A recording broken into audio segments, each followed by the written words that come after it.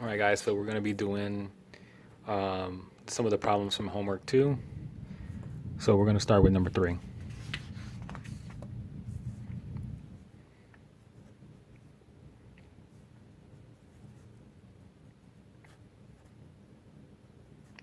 So in this example, they want us to find the horizontal asymptote. So if you recall, there were some cases for horizontal asymptotes. Now, when you have from lesson 2, if you recall, for lesson 2, if you're looking at a fraction like this, you're looking at the coefficient of your x here, or your highest power, which is just x in this case. So your coefficient for that is 1. Your coefficient for this is 2, so you're looking at your a over c. So for horizontal asymptote, you're looking for your a over c, which in this case your a is 1, your c is 2. So you get y equals 1 over 2. That's your horizontal. For your vertical asymptote, you always set your denominator to 0,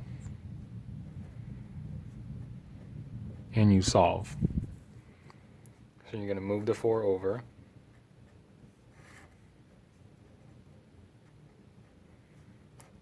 Then you're going to divide by 2 on both sides.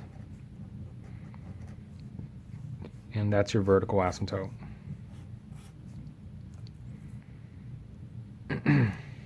All right, so let's look at another example. So let's look at the matching ones here. So if you look at these graphs, right? So if you look at this guy, the vertical asymptote for this guy is going to be the denominator when the denominator is 0. Okay, so we have 3 over x minus 2 plus 3. So we're going to set the denominator to 0, and that'll give us our vertical asymptote, which means that x has to equal 2 if you solve by adding the 2 over. That's our vertical asymptote. Our horizontal asymptote, remember that for y equals a over x minus h plus k, remember that form from lesson 1? The k is going to give you your horizontal asymptote. So in this case, my k is 3. If you compare these two forms, this is going to be your k value, which is 3. So you're always going to get a k value for a horizontal asymptote for these kind of functions. So you got y equals your k value, which is 3. Now if you look at this, so that means you have a horizontal asymptote at 3 and a vertical at 2. So if you look at this, there's 2 graphs that have a horizontal asymptote at 3, right? There's this one right here. This one has a horizontal asymptote at y equals 3. So this value is y equal to 3. And same thing for here. This value is y equal to 3. You also have an x is equal to 2 for the vertical. That's this vertical line right here, x equals 2. You also have the same thing going on here. This vertical line here is x equals 2. So you have 2 cases that it can belong to. All right, so which one is it? The way to find out is to look at the original parent function. So if you look at your notes from lesson 1, if you recall, the graph of 1 over x looks like this, where you have a vertical asymptote at 0 and you have a horizontal asymptote at 0, and the graph looks like that. Okay, so this is how the graph normally looks like. Now, if you have a negative x, so like if you change this to negative, right, negative 1 over x,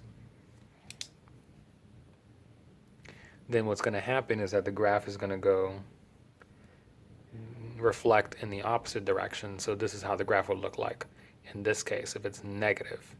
All right, so this will tell you what direction it's in. So in the example that we're looking at, we have a positive 3 here, but a negative 3 in number 5. And that's telling me that since this is positive, you're going to have the direction given in black, which is this guy. And the one that's negative is going to be in the direction given in red, which is this guy.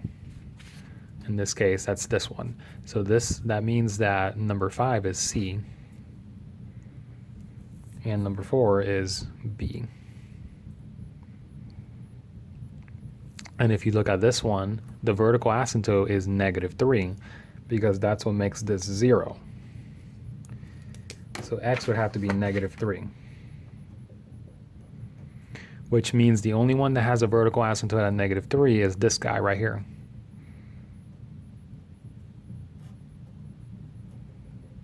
All right, so definitely this one's going to be A.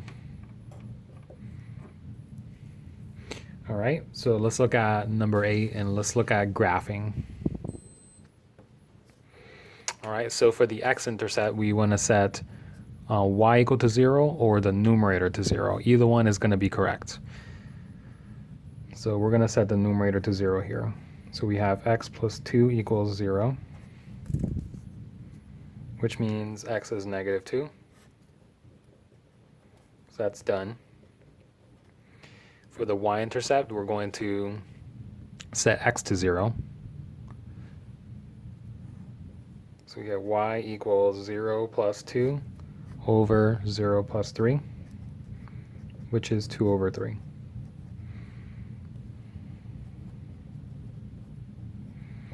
For our vertical asymptote, we're going to set denominator to 0. So we're going to have x plus 3 equal to 0. So for this guy, I'm going to set it to 0. Subtract 3. So x equals -3. For our horizontal asymptote, since we are looking at a fraction, we are going to do the A over C method. Okay, so A over C. So that means the A here is an invisible 1. The C here is also an invisible 1. So that means we have 1 over 1, which is 1. So our horizontal is 1 over 1, which is equal to 1. Our domain is going to be whatever the vertical asymptote cannot be.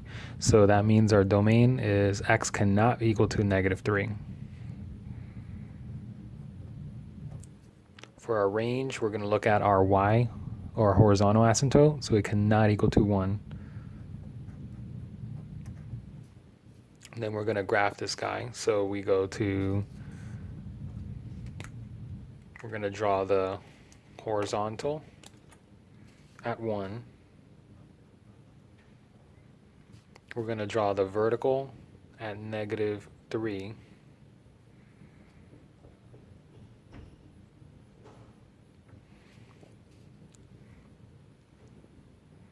So now we need a point to the left of -3 and a point to the right of -3.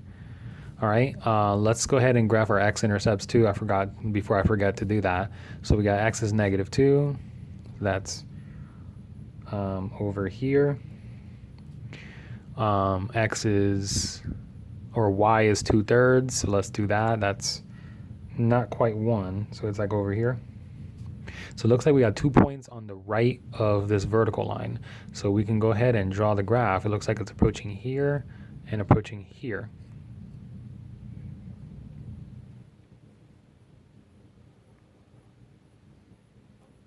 All right, so we got that part.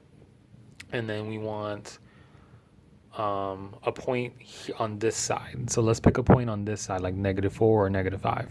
So let's pick -4. So that means we're going to plug in a point into the original graph. All right, so let's do like a little XY table. And we're going to plug in x is -4. All right, so let's plug in -4 into here. So we have y equals -4 plus 2 over -4 plus 3. Again, plugging in the x or the -4 into each x. All right, so then we have -2 over -1, which is +2. So y is equal to 2 when x is -4. So let's go ahead and plot that, -4 and 2. over here. So now we know how it behaves.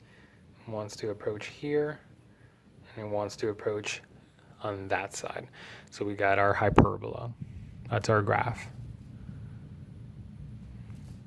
All right. So we're going to do one more of these. So number 6. We're going to go ahead and find our x-intercepts now. So remember, x-intercept is when we set the numerator to 0 here, which means y is equal to 0. So we have the numerator is equal to 0. So that means x is equal to 0. We're done. That's it. X is 0. There's nothing to solve. Numerator is 0. All right. A y-intercept, set x to 0. So we got y equals 0 over 4 times 0 plus 3. So 0 over 4 times 0 plus 3.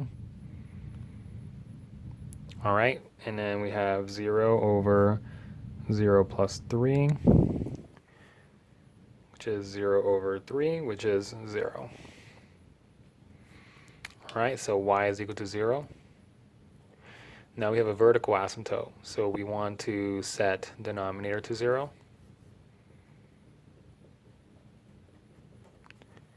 We're going to go ahead and solve. So move the 3 over. Divide both sides by 4.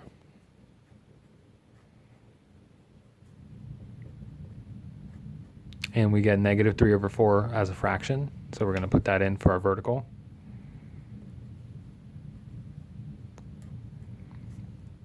So that's our vertical. Now to find the horizontal, remember the a over c. So we have our a here is invisible 1. And then we have our c right there, which is 4. So y is equal to a over c, which is 1 over 4. That's our horizontal. Our domain cannot equal to negative 3/4. Our domain cannot equal to 1/4. I'm sorry, our domain cannot be negative 3/4. Our range cannot be 1/4. I'm not sure if I switched that or not. So x cannot equal to negative 3/4. Y cannot be 1/4. All right, so now we can graph this. So we're going to graph the y-intercept and the x-intercept, which is at 0. So that's right here in the origin. Okay, so now we have our vertical asymptote at negative 3/4. That's a little bit before negative 1. So we're going to be almost at negative 1, but not quite.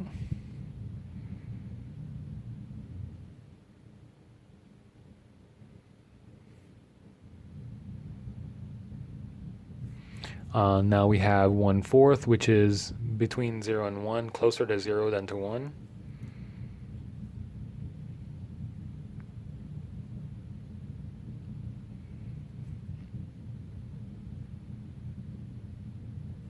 All right, so that's what we have so far. Now we have a point here, so we can kind of determine how the graph behaves. It wants to approach here, wants to approach there. So we're going to try to graph that the best we can. So it goes like that. All right. So now, trying to zoom in here. So now we need a point to the left of this vertical line. So pick a number to the left of it, like negative 2 or negative 3. So let's do negative 2 so we can find a point. So we're going to plug in negative 2 into the original. So let's do an XY table real quick. Plug in negative 2. So negative 2 over 4 times negative 2 plus 3.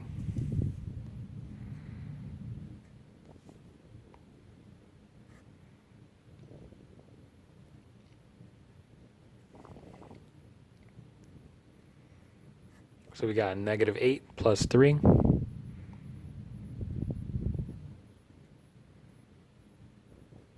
Looks like we got negative 5. So we got two negatives as a positive, so we got positive 2/5.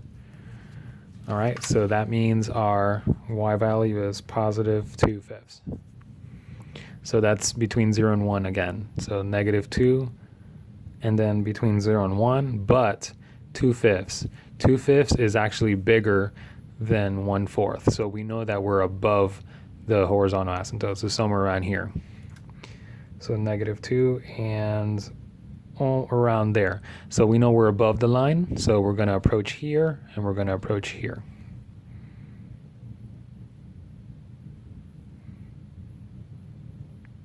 All right, again, this is where knowing your fractions helps out a lot, okay? So knowing that 2/5 is bigger than 1/4 will help you to know whether you're above or below the line, and therefore it'll change how your graph up here looks like. All right, so that's it for the homework. Go ahead, you can go ahead and try out the rest of these to see if you can get them right. I hope you found this useful.